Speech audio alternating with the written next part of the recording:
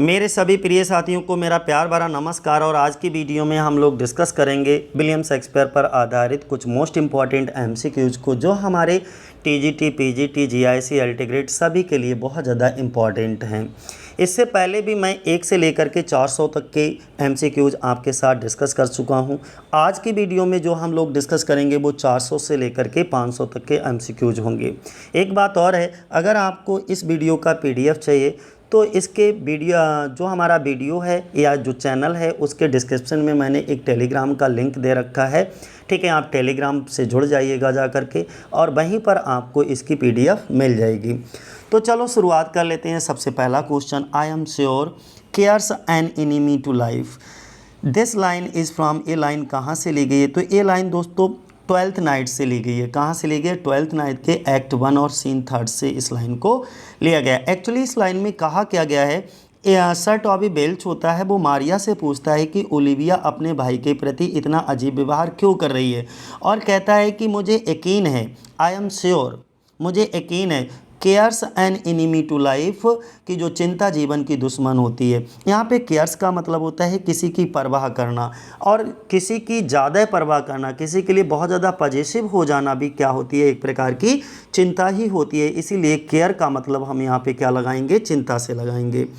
तो जो चिंता होती है वो जीवन की दुश्मन होती है, जिसका अर्थ ये है कि इतना दुखी और चिंता होना जो है वो उसके जीवन जीने के रास्ते में आएगी। यानी कि हम किसी के बारे में सोच करके इतना दुखी और चिंतित हमको नहीं होना है। अगर हम इतना ज़्यादा चिंतित होंगे, दुखी होंगे, तो इससे हमारा स्वास्थ्य जो है वो बहुत बुरी तरह से प्रभावित होगा। हम बीमार पड़ जाएंगे या हमारा स्वास्थ्य खराब हो जाएगा। तो ये कहना चाह रहा है। ठीक है, तो किस में? 12th नाइट में बोला गया है इसको। अगला कौन सा है? Let fancy still my sense in Lethe steep. Actually Lethe क्या है? एक नदी का नाम है, जो कि पौराणिक कथाओं में तुमने सुना होगा कि इस नदी से जो भी गुजरता है वो अपनी पिछली की ज़िंदगी के बारे में सब कुछ भूल जाता है, चाहे दुख, सुख, दर्द कुछ भी हो, सब कुछ भूल जाता है। आगे बोला गया है कि if it be thus to dream still let me sleep. यानी कि वो कहता है कि कौन कहता है इसमें? सेबेस्टियन कहता है 12th नाइट में, कहता है कि या तो मैं एक पागल हूँ या फिर यह एक सपना है, और कल्पना को शांत कर दो मेरी भावना को लीथ में तीव्र गति से। यानी कि जो वो ये कहना चाह रहा है, लीथ का यहाँ पर डिस्क्रिप्शन इसलिए लिया गया है कि जिस तरीके से लीथ नदी में गुजरने के बाद में व्यक्ति अपनी जीवन के बारे में सब कुछ भूल जाता है, उसी तरीके से मैं भी मेरे अंदर या मेरे मन में जो कल्पनाएं हैं, जो मेरी भावनाएं हैं, उन सभी भावनाओं को मैं शांत कर देना चाहता हूं। और फिर कहता है आगे कि if it be thus to dream still let me sleep. यदि सपने ऐसे ही हैं तो मुझे सोने दो, मैं कभी भी जागना नहीं चाहता। कौन कहता है? सेबेस्टियन कहता है। और किस में कहता है? 12th नाइट में। एक्ट 4 होता है और सीन 1 होता है। अगला क्वेश्चन हमारा कौन सा है कि which character of Shakespeare, William Shakespeare का कौन सा कैरेक्टर सीम्स लगता है to be a direct descendant. Actually descendant कौन होते हैं? वंशज होते हैं of Marlowe's Jew of Malta. जो ज्यू ऑफ माल्टा वर्क था उसमें मार्लो था, उसका डिसेंडेंट किसको दिखाया गया है? तो साइलाक को दिखाया जाता है। किसको दिखाया जाता है? साइलाक को। अगला अगर हम बात करते हैं कि who among the following was born first of all. 4 character आपके सामने दे रखे हैं, इन चारों में से सबसे पहले किसका जन्म हुआ था? तो विलियम शेक्सपियर का सबसे पहले जन्म हुआ था, विलियम शेक्सपियर। इसके बाद में अगर हम बात करते हैं नेक्स्ट हमारा कौन सा है? William Shakespeare was the 3rd child of. William Shakespeare 3rd child किसके थे? तो विलियम शेक्सपियर, जॉन शेक्सपियर और मैरी आर्डन। यानी कि सी ऑप्शन हमारा क्या हो जाएगा? सही हो जाएगा। कौन सा? C option. अगला अगर हम बात करते हैं नेक्स्ट, तो the dark lady appears in the sonnet of. जो डार्क लेडी नाम की महिला होती है वो किसके सोनेट में इनका जिक्र मिलता है? तो विलियम शेक्सपियर के सोनेट में। विलियम शेक्सपियर ने 26 से लेकर के 52 तक के सोनेट जो हैं वो डार्क लेडी को एड्रेस किए हैं, डेडिकेट किए हैं। अगला अगर हम बात करते हैं, एक कमेंट दिया गया है, ये कमेंट किसने किया है आपको ये बताना है। Shakespeare has no heroes only heroines. जो विलियम शेक्सपियर हैं उनके नाटकों में आपको क्या मिलेगा, कोई भी नायक नहीं मिलेगा, कोई भी हीरो नहीं मिलेगा, केवल हीरोइंस मिलेंगी। ऐसा कौन कहता है, तो रस्किन कहते हैं। कौन कहता है, रस्किन। यानी कि डी ऑप्शन हमारा क्या होगा, सही हो जाएगा। अगला हम बात करते हैं 408 पे। उन्होंने एक बहुत फेमस कोटेशन को यहाँ पर दिया है, if music be the food of love play on. यानी कि इफ़ म्यूजिक, यदि संगीत प्रेम का भोजन है तो इसे बजने दो। ठीक है, कौन कहता है, ड्यूक ऑर्सिनो कहता है ट्वेल्थ नाइट में। ठीक है, और ये कौन से एक्ट में है, कौन से सीन में है, वो आपको बताना है। तो एक्ट 1 होता है और सीन भी 1 होता है, बिल्कुल शुरुआत में ही। एक्ट 1 सीन 1, यानी कि सी ऑप्शन हमारा क्या होगा, सही हो जाएगा। अगला क्वेश्चन देखो कौन सा है, ए भी एक इम्पॉर्टेंट कोटेशन है, if life is a tale told by an idiot full of sound and fury signifying nothing is of Macbeth. ये लाइनें कहाँ से ली गई हैं, मैकबेथ से ली गई हैं। ठीक है, एज ऑफ मैकबेथ, मैकबेथ के द्वारा ही बोली जाती हैं, मैकबेथ प्ले से ही ली जाती हैं, लेकिन कौन सा एक्ट और कौन सा सीन है आपको ये बताना है। तो एक्ट 5 और सीन 5 में इन लाइनों को लिया गया है। ठीक है, जीवन एक कहानी है ए मूर्ख द्वारा कही गई। ठीक है, जो कि full of sound and fury, और ये कुछ भी नहीं दर्शाती, इस तरीके से इसमें बोला गया है। और इस स्पीच में इस बात पर भी जोर दिया गया है कि जीवन में कोई अर्थ या उद्देश्य नहीं है, बल्कि जीवन एक मूर्ख द्वारा कही गई एक कहानी है जो शोर और गुस्से से भरी है, जिसका कोई मतलब नहीं है। इन लाइनों में एक्चुअली क्या है, मैकबेथ निराशावाद का शिकार दिखाया जाता है। नेक्स्ट है हमारा, the quality of mercy is not strength is the Portia from merchant of Venice it appears इन। आपको एक्ट बताना है और सीन बताना है। ये लाइनें जो हैं वो मर्चेंट ऑफ वेनिस से ली गई हैं और पोर्सिया द्वारा इनको बोला गया है। तो कौन सा है, एक्ट 4 होता है और सीन 1 होता है, ध्यान बनाए रखना, एक्ट 4 होता है और सीन 1 होता है। इन पंक्तियों में होता क्या है कि पोर्सिया द्वारा दयालुता पर, यानी कि जो हमारा मर्सी होता है उस पर दिया गया एक स्पीच है। दयालुता का गुण दबाव से उत्पन्न नहीं होता। जिस तरह से आकाश से ज़मीन पर धीमे धीमे वर्षा होती है, उसी तरह से दयालुता का भाव भी स्वेच्छापूर्वक हमारे मन में प्रकट होता है। कोई भी ज़बरदस्ती हमारे साथ नहीं कर सकता कि इस व्यक्ति पर तुम दया दिखाओ। ठीक है, दया का जो भाव होता है वो अपने आप हमारे मन में आता है। और ये भी कहा गया है इन्हीं लाइनों में आगे कि जो दयालुता होती है वो दोहरा वरदान होती है। ये दयालुता दिखाने वाले और जिस पर हम दयालुता दिखाते हैं, दोनों को खुशी प्रदान मिलती है। कभी किसी के साथ अच्छा करके देखिएगा तो अच्छा करने वाले को भी खुशी मिलती है और जिसके साथ आप अच्छा करते हो उसको भी खुशी मिलती है। अगला नेक्स्ट क्वेश्चन है हमारा, to the only begetter of these ensuing sonnet Mr. W.H. all happiness and that eternity promised by our ever-living poet Balzac. The well-wishing adventure in setting forth, यहाँ पर एक शब्द दिया है TT, the initial TT stand for। ये TT का full form क्या है, आपसे सिर्फ TT का फुल फॉर्म पूछा गया है, तो बता दीजिएगा यहाँ पे टीटी का फुल फॉर्म क्या है।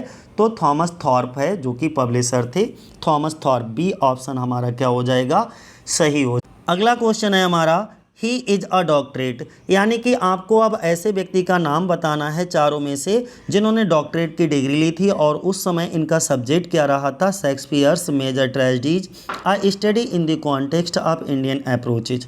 एक और हिंट उस व्यक्ति के बारे में दी गई है कि he is also the founder secretary of Shakespeare society of India. और ये कब से कब तक रहे थे दोस्तों, 1987 से लेकर के 1993 तक ये शेक्सपियर सोसाइटी ऑफ इंडिया के जो है संस्थापक सचिव भी रहे थे, फाउंडर सेक्रेटरी भी रहे थे। दूसरा इनके बारे में और हिंट दिया गया है, शेक्सपियर द इंडियन आइकॉन और दूसरा शेक्सपियर बैरिड प्रोस्पेक्टिव। ये दो इनके सिग्निफिकेंट पब्लिकेशन थे। उस व्यक्ति का आपको नाम बताना ही इज, वो कौन है, तो वो कौन है, विक्रम चोपड़ा हैं। ये विक्रम चोपड़ा ऐसे व्यक्ति थे जिन्होंने डॉक्टरेट की degree Shakespeare major tragedies a study in the context of Indian approaches में ली। और ये क्या रहे थे, he is also the founder secretary, ये फाउंडर सेक्रेटरी बनाए गए थे किसके, शेक्सपियर सोसाइटी ऑफ इंडिया के। ठीक है, इसके बाद में इन्होंने 2 वर्क पब्लिश किए थे, इंडियन आइकॉन और दूसरा क्या था, शेक्सपियर बैरीड प्रोस्पेक्टिव। ये दोनों सिग्निफिकेंट वर्क जो हैं वो पब्लिश किए गए थे किसके द्वारा, विक्रम चोपड़ा के द्वारा। अगला क्वेश्चन है हमारा, नेक्स्ट क्वेश्चन है, who wrote courtesy in Shakespeare. Courtesy in Shakespeare किसने लिखा था, तो मोहिनी मोहन भट्टाचार्य ने लिखा था। सी ऑप्शन हमारा होगा, मोहिनी मोहन भट्टाचार्य। अगला क्वेश्चन है हमारा, whose work is the Shakespeare play as poem. ये जो शेक्सपियर प्ले एज पोइम है, ये कृति किसकी है, ये वर्क किसका है, तो ये वर्क किसका है, इनमें से 4 ऑप्शन आपके सामने दे रखे हैं। तो यस विश्वनाथन के द्वारा इस वर्क को लिखा गया है। ए ऑप्शन हमारा क्या होगा, सही हो जाएगा, एस विश्वनाथन। अगला क्वेश्चन है हमारा, हु एडिटेड, किसने एडिट किया था Shakespeare came to India. Shakespeare came to India को एडिट करने वाला व्यक्ति कौन थे, तो वो थे हमारे C.D. नरसिम्हा। कौन थे, ए ऑप्शन हमारा सही होगा, C.D. नरसिम्हा। अगला क्वेश्चन है हमारा, when ever I am asked, जब भी मुझसे पूछा जाता है who is the play right, वो कौन सा नाटककार है, हु हैज़ इन्फ्लुएंस, सबसे ज़्यादा प्रभावित किया यू तुम्हें, यू द मोस्ट, आई से मैं हमेशा से कहता हूँ शेक्सपियर। यानी कि जब भी मुझसे पूछा जाता है कि कौन सा नाटककार है जिसने आपको सबसे अधिक प्रभावित किया है, तो मेरा जवाब होता है विलियम शेक्सपियर। ये कमेंट किसका है, हुज रिमार्क इज दिस, तो ये ग्रीस कर्नाड का कमेंट है, किसका है, ग्रीस कर्नाड। अगला क्वेश्चन है हमारा, whose work is Shakespeare his world and his art. यानी कि Shakespeare his world and his art, ये किसका वर्क है, तो KRS अयंगर का है। बी ऑप्शन हमारा सही होगा, KRS अयंगर। अगला क्वेश्चन है हमारा, और ये थोड़ा सा बड़ा क्वेश्चन है, ज़रा ध्यान से समझिएगा। He wrote essays on Shakespearean tragedy. He wrote, उसने लिखे एसेज ऑन शेक्सपियरियन ट्रेजेडी, यानी कि विलियम शेक्सपियर के ऊपर बहुत सारे, विलियम शेक्सपियर की ट्रेजेडीज के ऊपर बहुत सारे निबंध लिखे। इन दिस बुक, इस बुक में he wrote a long preface. Preface का मतलब होता है भूमिका इन हिंदी। मतलब ये है कि इस पुस्तक में उन्होंने हिंदी में एक लंबी भूमिका भी लिखी थी, प्रीफेस भी लिखा था। और फिर क्या लिखा है, the first chapter of this book is tragedy. और इस पुस्तक का पहला अध्याय जो है, पहला चैप्टर है, वो ट्रेजेडी है। दी 4 ग्रेट ट्रेजेडी, जैसे हैमलेट है, किंग लियर है, ओथेलो है, मैकबेथ, आर सेपरेटली डिस्कस्ड। मतलब ये हुआ, इस पुस्तक में इन्होंने Hamlet, King Lear, Othello, Macbeth पर अलग से चर्चा की, सेपरेटली इन्होंने डिस्कस किया। फिर क्या बोला गया है, फिर बोला गया है इसमें कि दी अदर चैप्टर्स आर, इसमें कुछ अन्य चैप्टर भी हैं इनके अलावा, जैसे कौन कौन से, शेक्सपियरियन ट्रेजेडी, उनकी प्रॉब्लम्स और अदर ट्रेजेडीज को भी डिस्कस किया है। फिर आगे डिस्कस किया अपेंडिक्स में, इन्होंने कुछ अपनी बुक को अपेंडिक्स ए और अपेंडिक्स बी में बांटा है। तो appendix A is about Marlowe and Machiavellism, यानी कि अपेंडिक्स ए किसके बारे में है, मार्लोव के बारे में, और किसके बारे में, मैकियावेलिज्म के बारे में है भाई। जबकि जो दूसरा अपेंडिक्स बी है वो is about Tempest a postscript to King Lear, यानी कि जो दूसरा जो है अपेंडिक्स बी वो किसके बारे में है, टेम्पेस्ट, जो कि postscript to a King Lear. He is an Indian, वो एक भारतीय शेक्सपियरियन क्रिटिक हैं, उनका नाम बताना है। तो वो कौन थे, रामविलास शर्मा थे। कौन थे, रामविलास शर्मा, ध्यान बनाए रखना। अगला क्वेश्चन हमारा कौन सा है, श्री अरविंदो। देखो नेक्स्ट कई सारे जो हैं यहाँ पे क्रिटिक्स के नाम दे रखे हैं, बहुत सारे, मैं एक एक करके इनका नाम पढ़ता हूँ। श्री अरविंदो, तारकनाथ सेन, दूसरा है S Nagarajan, KD Sethna, Ramvilas Sharma, BY Kantak, Krishna Rayan, CD Narasimha, SNH Jafri, AA Ansari, Vasav Rai Naikar, S Vishwanath, Sukant Chaudhary, Bhim S Dahiya, Vikram Chopra. कुछ महत्वपूर्ण नाम हैं ये क्या हैं, कुछ आर सम सिग्निफिकेंट नेम्स, कुछ महत्वपूर्ण नाम हैं of the Indian critic who worked on. ये सभी इंडियन क्रिटिक हैं, भारतीय आलोचक हैं जिन्होंने बेटा काम किया था सबसे ज़्यादा किस पे, विलियम शेक्सपियर के ऊपर। अगला क्वेश्चन है हमारा कि Shakespeare became a share holder in 2 of the leading theatres. William Shakespeare 2 प्रमुख थिएटर्स के शेयर धारक बन गए, उनके नाम बताना है आपको। तो उनके नाम कौन कौन से हैं, 4 ऑप्शंस आपके सामने दे रखे हैं। तो पहला द ग्लोब थिएटर और दूसरा ब्लैक फ्रायर थिएटर, यानी कि बी ऑप्शन हमारा क्या होगा, सही होगा इसका, ठीक है, बी ऑप्शन। और तीसरा अगला क्वेश्चन है दोस्तों हमारा, the stream of time which is continuously washing dissoluble fabrics of other poets passes without injury by the adamant of Shakespeare. This is the remark of Samuel Johnson about Shakespeare. ये जो remark है वो Samuel Johnson का है, किसके बारे में है, विलियम शेक्सपियर के बारे में है।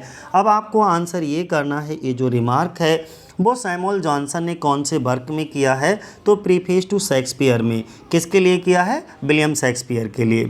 अगला क्वेश्चन है हमारा कि who called Shakespeare, William Shakespeare को मिलीफ्लुअस शेक्सपियर किसने कहा, जिसमें मिलीफ्लुअस का मतलब होता है मधुर, यानी कि मधुर शेक्सपियर, स्वीट शेक्सपियर किसने बोला, तो थॉमस हेवुड ने बोला था, ए ऑप्शन हमारा। अगला क्वेश्चन है कि if we wish to know the force of human genius, यदि हम मानव प्रतिभा की शक्ति को जानना चाहते हैं तो वी शुड रीड शेक्सपियर, हमको किसको पढ़ना चाहिए, शेक्सपियर को पढ़ना चाहिए। If we wish to see the insignificant of human learning we में स्टडी हिज कमेंटेटर्स, और अगर हमको उनके सिग्निफिकेंस ऑफ ह्यूमन लर्निंग को जानना है तो हमें उनके कमेंटेटर्स का अध्ययन करना होगा। तो इतना बातें समझ में आ गया। बस पहली लाइन ध्यान बनाए रखना, यदि हमें इंसान की शक्ति का पता करना है तो हमें शेक्सपियर को पढ़ना चाहिए। नेक्स्ट, ये कहा किसने है वो तो हमने बताया ही नहीं, हैजलिट ने कहा है। किसने कहा है दोस्तों, हैजलिट, डी ऑप्शन हमारा क्या होगा, सही होगा। अगला क्वेश्चन है, the passages of Shakespeare that be must prize were never quoted until within the century. तो वो कहते हैं the passage of Shakespeare, William Shakespeare के जो पैसेज हैं, शेक्सपियर के वे अंश जिन्हें हम सबसे अधिक महत्व देते हैं, इस शताब्दी के भीतर उनको कभी भी उद्धृत नहीं किया गया। ये कमेंट किसका था, तो एमर्सन का था। किसका था, एमर्सन का था। अगला देखो, बहुत प्यारी सी लाइन दे दी है एक, ही ब्रेथड, ब्रेथड का मतलब होता है सांस लेना, ब्रेथ सांस लेना, अपॉन डेड बॉडीज, किसके, डेड बॉडीज के ऊपर, and brought them into life, और उनको जीवन प्रदान कर दिया। उसने मृत शरीरों पर सांस ली और उनमें जीवन ले आए। आगे वो कहते हैं, nor sequent centuries could hit orbit and some of Shakespeare's bit who said, ये किसने कहा, ये भी इमर्सन के द्वारा कहा जाता है। किसके द्वारा, इमर्सन के द्वारा। अगला क्वेश्चन है, we can say of Shakespeare that never has a man turned so little knowledge to such great account whose remark is this. ये रिमार्क किसका है, तो ये रिमार्क टी.एस. इलियट ने कहा था। टी.एस. इलियट बोले थे कि हम कह सकते हैं शेक्सपियर के बारे में कि कभी भी किसी व्यक्ति के साथ ऐसा नहीं हुआ जिसने अपनी इतनी छोटी सी नॉलेज को इतने बड़ा विस्तार दिया हो, यानी कि नॉलेज कम होने के बावजूद भी उसने बहुत बड़ा विस्तार किया, बहुत बड़ा लेख लिखा जिसमें 37 नाटक और 154 सोनेट लिख डाले। अगला क्या है हमारा, नेक्स्ट है कि the remarkable thing about Shakespeare is that he is really a very good in spite of all the people who say he is very good whose quote is. ये कोट किसका है, तो ये रॉबर्ट ग्रेव का coat है। किसका है, Robert grave. ध्यान बनाए रखना, रॉबर्ट ग्रेव, इन्होंने भी इनके बारे में कमेंट किया था शेक्सपियर के बारे में, सबसे रिमार्केबल चीज़ क्या है। सब लोग कहते हैं कि भाई अच्छा है, वास्तव में वो बहुत अच्छा है, ये कौन मानते थे, रॉबर्ट ग्रेव मानते थे।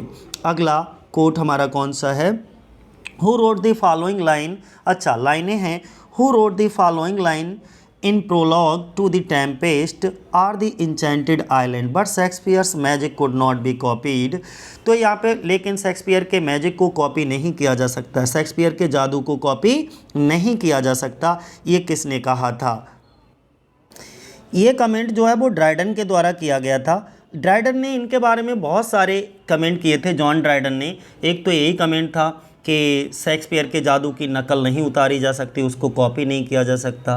वह जो उसकी जादू की सीमा थी उसमें कोई और चलने की हिम्मत नहीं कर सकता था, उसके जैसा लिख नहीं सकता था, उसके जैसा एक्सप्लेन नहीं कर सकता था, इमेजिन नहीं कर सकता था। एक और इनके बारे में एक इनका जॉन ड्राइडन का बहुत प्यारा सा कमेंट था कि मोस्ट कॉम्प्रिहेंसिव सोल, ठीक है, इस तरीके से था, तो वो भी जॉन ड्राइडन का ही था। एक और कमेंट है जॉन ड्राइडन का बड़ा प्यारा सा, अभी मैं बता रहा हूँ तुम्हें कौन सा था, अब याद नहीं आ रहा, चलो याद आएगा तो मैं बताऊँगा। I admire him but I love Shakespeare, तो वो वाला कमेंट भी बहुत पूछा जाता है, वो भी जॉन ड्राइडन का था, ठीक है। तो ये ध्यान बनाए रखना, जॉन ड्राइडन। अगला कौन सा है हमारा, if I say that Shakespeare. अगला कमेंट है हमारा, और बहुत प्यारा सा कार्लाइल के द्वारा ये कमेंट दिया गया था, थॉमस कार्लाइल थे, उन्होंने कहा था if I say that Shakespeare is the greatest of intellect I have said all concerning him but there is more in Shakespeare intellect than we have yet seen. मतलब ये था कि यदि मैं ये कहूँ कि शेक्सपियर सबसे महान बुद्धिमान है, बट शेक्सपियर की बुद्धि में कुछ ऐसा है जो हमने नहीं देखा है, इससे मैं क्या कहूँ, अनकॉन्शियस इंटेलेक्ट कहूँगा। ये जो गुण उसके अंदर है इसके बारे में शेक्सपियर को भी खुद पता नहीं है, ये ध्यान रखना, ठीक है। तो वो कहते हैं call unconscious intellect there is more virtue in it but he himself is aware of, यानी कि उसे खुद भी पता नहीं है मेरे अंदर कितना टैलेंट है, ठीक है। तो ये ध्यान बनाए रखिएगा। कहो तो मैं एक बार फिर से ये रिपीट कर दूं, बड़ा प्यारा सा कमेंट है। वो कहते हैं कि अगर मैं कहता हूं कि शेक्सपियर सबसे महान बुद्धिजीवी हैं तो मैंने उनके बारे में सब कुछ कह दिया, कुछ भी अब शेष नहीं रहा कहने के लिए। कार्लाइल कहते हैं विलियम शेक्सपियर की तारीफ करते हुए, मैंने सब कुछ तो बोल दिया, कि महान बुद्धिजीवी बोल दिया, सबसे महान बुद्धिजीवी यहाँ तक कि बोल दिया, तो मैंने उनके बारे में सब कुछ तो बोल दिया, लेकिन शेक्सपियर की बुद्धि में हमने अभी तक जो देखा है उससे कहीं ज़्यादा है। जो अब तक हमने शेक्सपियर के बारे में जाना है, पढ़ा है, समझा है, ठीक है, वो उससे कहीं ज़्यादा उनकी बुद्धि को बोलते हैं। तो तारीफ करते हुए कार्लाइल। अगला क्वेश्चन है हमारा, स्कॉन नॉट द सोनेट। स्कॉन का मतलब होता है घृणा करना, नॉट द सोनेट, सोनेट से घृणा मत करो। ये कौन कह रहे हैं, विलियम वर्ड्सवर्थ कह रहे हैं, और किससे कह रहे हैं, क्रिटिक्स से कह रहे हैं, ठीक है। You have found mindless of its just honour, और तुमने तो नासमझी में सोनेट को सम्मान, जो सोनेट को सम्मान देना चाहिए उस सम्मान को भी तो डिसअप्रूव कर दिया है। अर्थात जिस तरीके से हमें सोनेट का सम्मान करना चाहिए उस तरीके से हम सोनेट का सम्मान नहीं करते। विद दिस की यहाँ पे सोनेट के लिए यूज किया गया, विद दिस की, इस की से शेक्सपियर ने अनलॉक हिज हार्ट, यानी कि सोनेट के माध्यम से ही विलियम शेक्सपियर ने अपने दिल की बातें हम लोगों से शेयर की हैं, हम लोगों से कही हैं। तो विद दिस की शेक्सपियर अनलॉक हिज हार्ट, ये कमेंट खूब पूछा जाता है, किसके द्वारा किया गया, विलियम वर्ड्सवर्थ के द्वारा किया गया था। और विलियम वर्ड्सवर्थ के ने कौन से वर्क में अपने किया था, कौन से सोनेट में, तो स्कॉन नॉट दी सोनेट में किया था, ठीक है, ध्यान बनाए रखना। अगला क्वेश्चन क्या है, अगला क्वेश्चन है व्हाइटी ट्वाइटी I stayed to explore your thou house is the exception with this key. अब देखो यहाँ से हमारे काम का है with this same key Shakespeare unlock his heart. अब मैं दोनों क्वेश्चंस को एक ही स्क्रीन पर ले आता हूँ, अगर आ जाए तो देखो क्या कहा गया, विद दिस की आ जाए, विद दिस की शेक्सपियर अनलॉक हिज हार्ट, तो आपको लगाना है विलियम वर्ड्सवर्थ, और विद दिस सेम की आ जाए तो आपको लगाना है Shelley, PB Shelley in ode to the west wind में। तो ये लाइनें जो ली गई हैं वो कहाँ से ली गई हैं, पीबी शैली के ode to the west wind से ली गई हैं। विद दिस की और विद दिस सेम की, दोनों ध्यान बनाए रखना, एक जैसे हैं, कंफ्यूज नहीं होना है। अगला क्या है, Shakespeare was the man who of all modern and perhaps ancient poet had the largest and most comprehensive soul. इसी की तो मैं बात कर रहा था। ये जो कमेंट था वो जॉन ड्राइडन के द्वारा बोला गया था, जॉन ड्राइडन। तो सी ऑप्शन हमारा हो जाएगा। वह एक ऐसा व्यक्ति था जिसने सभी मॉडर्न और एंसेंट कवियों में सबसे बड़ी और विस्तृत आत्मा भी था। ठीक है, तो ऐसा बोला गया है विलियम शेक्सपियर के बारे में कि जो विलियम शेक्सपियर थे, शेक्सपियर वह व्यक्ति था जिसकी आत्मा सभी जितने भी हमारे मॉडर्न पोइट थे या जो एंसेंट पोइट थे उन सभी में सबसे बड़ी और सबसे महान आत्मा बोला गया है। किसके द्वारा बोला गया है? तो ड्राइडन के द्वारा बोला गया है।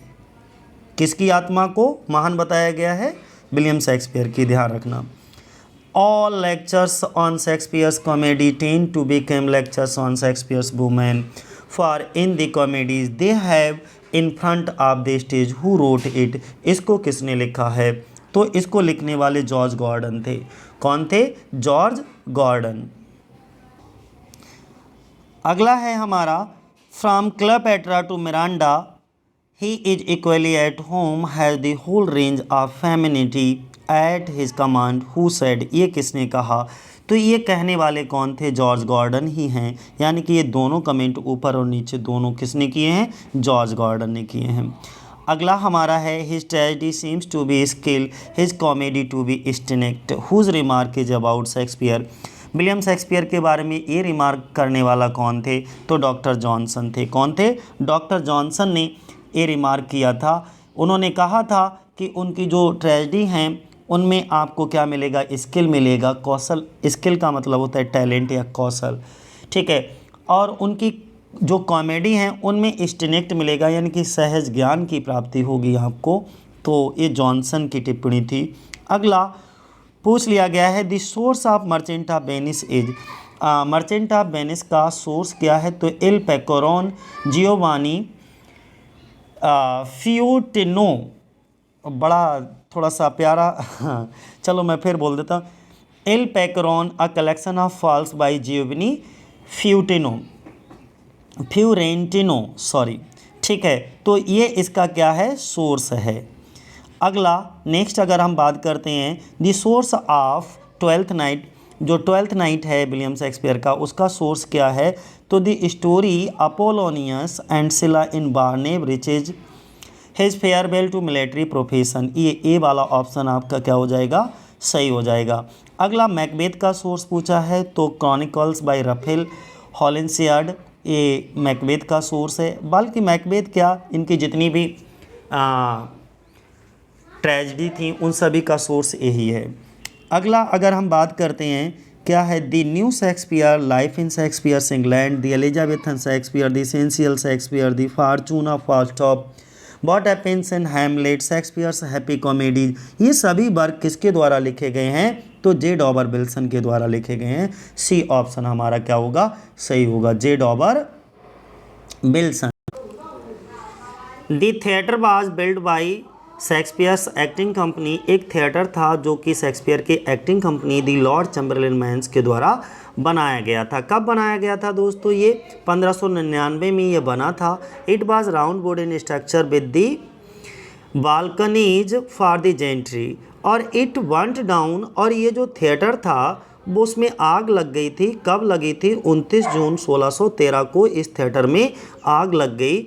What was the name of this theatre? इस थिएटर का आपको सिर्फ नाम बताना है। तो सबको पता होगा द ग्लोब थिएटर, जो कि 1599 में बन करके तैयार हुआ था और 29 जून 1613 को इसमें आग लग गई थी। अब हम एक और क्वेश्चन आपको बताते हैं। Lord Chamberlain's men's also build a theatre in 1608। Lord Chamberlain के आदमियों ने 1608 में एक थिएटर और बनवाया। ये एक छोटा थिएटर था जिसमें 700 लोग बैठ सकते थे मात्र। It was a small theatre which could adjust to 700 people. इसमें मात्र कितने? 700 लोग ही बैठ पाते थे। ये इतना छोटा थिएटर था। It was used in winter. अच्छा, इस छोटे से थिएटर का प्रयोग कब किया जाता था? जाड़े के दिनों में, विंटर के सीजन में। क्यों? क्योंकि when the use of the open air globe was not practically possible. जो ग्लोब थिएटर था वो भी एकदम खुला हुआ था, यानी कि जब खुला हुआ था तो तुम समझ सकते हो चारों तरफ से हवा आएगी, ठंड लगेगी। तो सर्दियों में ग्लोब थिएटर का तो इस्तेमाल होना संभव नहीं था, इसीलिए इस छोटे से थिएटर को बनवाया गया था। तो आगे क्वेश्चन क्या किया गया है, what is the name of this theatre, इस थिएटर का नाम क्या है, तो ब्लैक फ्रायर थिएटर नाम है। क्या नाम है, ब्लैक फ्रायर थिएटर। ठीक है, ध्यान बनाए रखना। अगला क्वेश्चन है हमारा, who call Shakespeare my Shakespeare and ask him to rise he as he will lodge the Chaucer and Spenser. ये कमेंट किसके द्वारा किया गया है, तो बेन जॉनसन के द्वारा किया गया है। लेकिन इसका मतलब क्या है कि मेरे शेक्सपियर जागो, मैं तुम्हें चौसर, स्पेंसर, एक और नाम था ब्यूमाउंट के साथ नहीं बैठाऊंगा, बल्कि तुम उनके लिए जगह बनाओ, मतलब मैं तुमको उन सबसे ऊपर बिठाऊंगा, उन सबसे ज़्यादा सम्मान दूंगा। ये कौन कह रहा है, बेन जॉनसन कह रहे हैं। अगला, स्वीट सॉन ऑफ एवन किसने कहा, तो स्वीट सॉन ऑफ एवन भी बेन जॉनसन ने ही बोला है। बेन जॉनसन ने बहुत सारे कमेंट करे हैं। स्वीट सॉन ऑफ एवन बोला है, फिर ये कोई एक युग नहीं बल्कि सब युग के लिए हैं, ये भी बोला था। ग्रीक स्मॉल लैटिन एंड एक वो भी था, small Latin and less Greek करके, वो भी बेन जॉनसन के द्वारा ही बोला गया था। ठीक है, बहुत सारे कमेंट बेन जॉनसन ने करे थे इनके लिए। अगला क्या है, नेक्स्ट है हमारा, who calls Shakespeare a drunken savage with some imagination. ये किसने कहा, तो ये वोल्टेयर ने बोला था। किसने बोला था, वोल्टेयर ने बोला था कि शेक्सपियर एक पिया हुआ असभ्य व्यक्ति था जिसके पास कुछ इमेजिनेशन हैं, जिसके नाटक केवल लंदन और कनाडा के लोगों को खुश करते हैं। ऐसा करके पूरा कमेंट था, यहाँ पे नहीं दिया, मैंने पूरा ऐसे बोल दिया, तो वोल्टेयर के द्वारा बोला गया था ये। अगला क्या है हमारा, who has written the story title the portrait of Mister WH। जो पोर्ट्रेट ऑफ मिस्टर WH है, ये किसके द्वारा लिखा गया है, तो ऑस्कर वाइल्ड के द्वारा इसको लिखा गया है। किसके द्वारा, ऑस्कर वाइल्ड। ठीक है, अगला देखो क्वेश्चन कौन सा है, नेक्स्ट क्वेश्चन है हमारा कि whose remark is this, when I read Shakespeare I am struck with wonder and such tribal people should muse and thunder in such lovely language. मतलब ये हुआ, पहले तो मैं ये बता दूं कि ये कमेंट जो है वो किसके द्वारा किया गया है, तो ये कमेंट जो है DH लॉरेंस के द्वारा किया गया था। DH लॉरेंस, यानी कि ए ऑप्शन हमारा सही हो जाएगा। लेकिन इसका मतलब क्या है ज़रा समझ लीजिए। जब मैं शेक्सपियर को पढ़ता हूँ तो आश्चर्य में पड़ जाता हूँ। किस तरीके के आश्चर्य में, कि ऐसे तुच्छ लोग इतनी प्यारी भाषा में विचार करते हैं और गरजते हैं। तो ये DH लॉरेंस, ध्यान बनाए रखना। और 50 नंबर का क्वेश्चन है हमारा, whose book is William Shakespeare a very short introduction. ये जो वेरी शॉर्ट इंट्रोडक्शन एक किसकी बुक है आपको बताना है। तो वेरी शॉर्ट इंट्रोडक्शन जो है वो किसकी बुक है, एक थे स्टैनली बेल्स। ठीक है, उनके द्वारा लिखी गई, ये स्टैनली बेल्स के द्वारा लिखी गई क्या थी, ये पुस्तक थी। उन्हीं के